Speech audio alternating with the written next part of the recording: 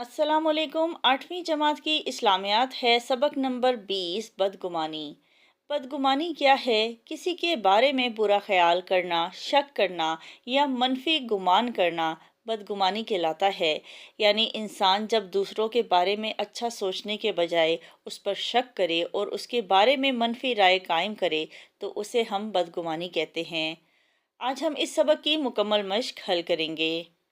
مناسب ترین جواب پر ٹک کا نشان لگائیں۔ نمبر 1 بدگمانی کی بنیاد ہے۔ جواب ہے وہم۔ نمبر 2 بدگمان کا ذہن بن جاتا ہے۔ جواب ہے انتشار کا مرکز۔ نمبر 3 خاندان میں بدگمانی کا نتیجہ کس صورت میں ظاہر ہوتا ہے؟ جواب ہے قطع رحمی سے، یعنی تعلق توڑنے سے۔ نمبر 4 قرآن کی تعلیمات کے مطابق مسلمان دوسرے کا ہے۔ جواب ہے بھائی۔ درج ذیل سوالات کے مختصر جواب تحریر کریں۔ سوال نمبر 1 گمان کیا ہے؟ جواب ہے گمان وہم یا خیال کو کہتے ہیں۔ انسانی ذہن خیالات کا مرکب و مرکز ہے۔ یہ خیالات وسوسوں اور وہم کی شکل میں بھی ہوتے ہیں۔ سوال نمبر 2 حسن ظن اختیار کرنے کا کیا فائدہ ہوتا ہے؟ حسن ظن کے معنی ہیں اچھا گمان کرنا، نیک رائے قائم کرنا۔ جواب ہے حسن ظن اختیار کرنے سے انسان حق کے راستے پر قائم رہتا ہے اور دنیا اور آخرت میں کامیابی حاصل کرتا ہے۔ سوال نمبر 3 سورۃ الحجرات میں بدگمانی کے حوالے سے کیا ارشاد ہوا ہے؟ سبق کے دوسرے صفحے پر اس کا جواب ہے۔ سورۃ الحجرات میں ارشاد خداوندی ہے۔ ترجمہ: اے ایمان والو، بدگمانی سے زیادہ بچو، بے شک بعض گمان گناہ ہیں۔ سوال نمبر 4 بدگمانی سے بچنے کے لیے نبی پاک صلی اللہ علیہ وآلہ وسلم کا کوئی ایک فرمان نقل کریں۔ سبق کے دوسرے صفحے پر ہی اس کا جواب ہے۔ نبی پاک صلی اللہ علیہ وآلہ وسلم نے ارشاد فرمایا، تم بدگمانی سے بچو، اس لیے کہ بدگمانی سب سے بڑا جھوٹ ہے۔ سوال نمبر 5 سورۃ بنی اسرائیل میں بدگمانی کے حوالے سے کیا ارشاد ہوا ہے؟ سبق کے دوسرے صفحے پر ہی اس کا جواب ہے۔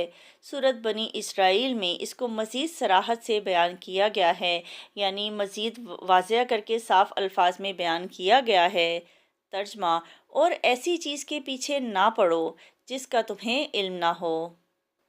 تفصیلی جواب تحریر کریں۔ سوال نمبر 1 اہل بیت اطہار اور صحابہ کرام رضوان اللہ علیہم اجمعین کی زندگیوں سے بدگمانی کے حوالے سے کیا سبق ملتا ہے؟ سبق کے دوسرے صفحے کے آخر سے اس کا جواب شروع ہوتا ہے۔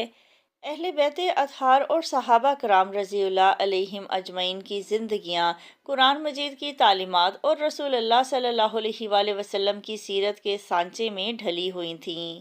ان کے دلوں میں ایک دوسرے کے لیے خیر خواہی، محبت اور عزت و احترام کے جذبات پائے جاتے تھے۔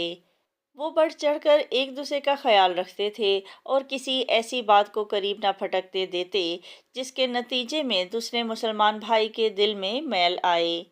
قرآن مجید میں یہ کہہ دیا کہ بدگمانی سے بچو، اس لیے کہ بعض گمان گناہ ہوتے ہیں، تو اہل بیت اطہار اور صحابہ کرام رضوان اللہ علیہم اجمعین کیسے گوارا کرتے کہ کسی دوسرے مسلمان کے خلاف کسی طرح کی بدگمانی سے اپنے دل اور ذہن کو آلودہ کریں۔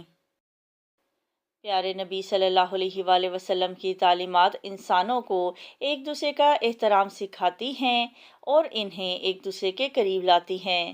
اس کے بعد نیچے سے ہم لکھیں گے اہل بیت اطہار اور صحابہ کرام رضوان اللہ علیہم اجمعین ہمیشہ ایک دوسرے کے لیے خیر خواہی کے جذبات سے کام لیتے۔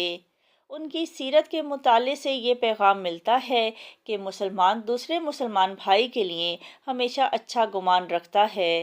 حضرت علی رضی اللہ تعالیٰ عنہ نے فرمایا، بخل، بزدلی اور لالچ ایک انسان کی طبیعت کے منفی پہلو ہیں جس کا اصل سبب بدگمانی ہے۔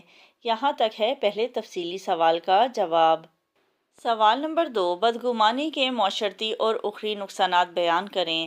معاشرتی کہتے ہیں معاشرے سے متعلق، سماج سے متعلق، اور اخروی کہتے ہیں آخرت سے متعلق۔ بدگمانی کے نقصانات: انسان جب وہم و گمان، حسد، غیبت اور چغلی کا شکار ہوتا ہے تو دل ہی دل میں کڑنے لگتا ہے، حسد کی آگ میں جلنا شروع کر دیتا ہے اور محض بے جواز اور بے بنیاد تہمات پر دوسروں کے لیے اپنے دل میں نفرت پال لیتا ہے۔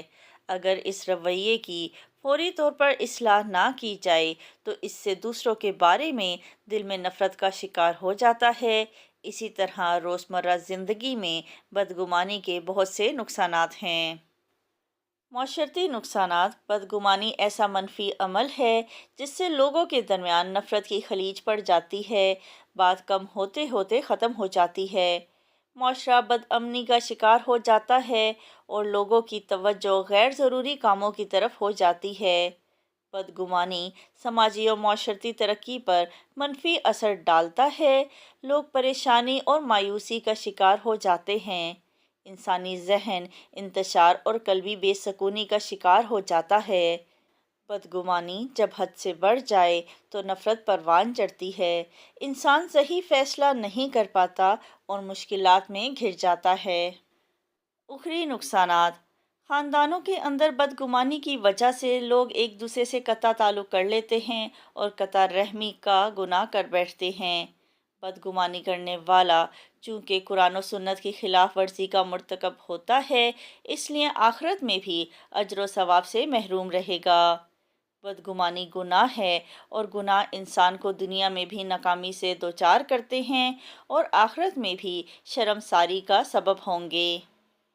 سوال نمبر 3، آپ اپنی روزمرہ زندگی میں بدگمانی سے کیسے بچ سکتے ہیں؟ مثالیں دیں۔ جواب ہے، ہمیں چاہیے کہ خود بھی دوسروں کے بارے میں بدگمانی سے بچیں، مثبت رویے کو اپنائیں اور دوسروں کو بھی اس سے بچانے کی کوشش کریں۔ اس کے لیے ضروری ہے کہ اپنے طرز عمل کو شک و شبہات سے پاک رکھیں۔ ہمیں دل میں ایک دوسرے کے لیے خیر خواہی کے جذبات رکھنے چاہیے، ایک دوسرے کا خیال رکھنا چاہیے اور کسی ایسی بات کو قریب پھٹکنے نہیں دینا چاہیے جس سے دوسرے مسلمان بھائی کے لیے دل میں میل آئے۔ ہمیں بغیر تصدیق کے بات پھیلانے سے گریز کرنا چاہیے، برا گمان کرنے کے بجائے نرمی کے ساتھ بات پوچھ لینی چاہیے۔ اللہ تعالیٰ کا ارشاد ہے، اے ایمان والو، بدگمانی سے بچو، بے شک بعض گمان گناہ ہیں۔ ہمیں بلا وجہ کے شک و شبہات میں پڑنے کے بجائے اللہ تعالیٰ کی ذات پر مکمل بھروسہ کرنا چاہیے۔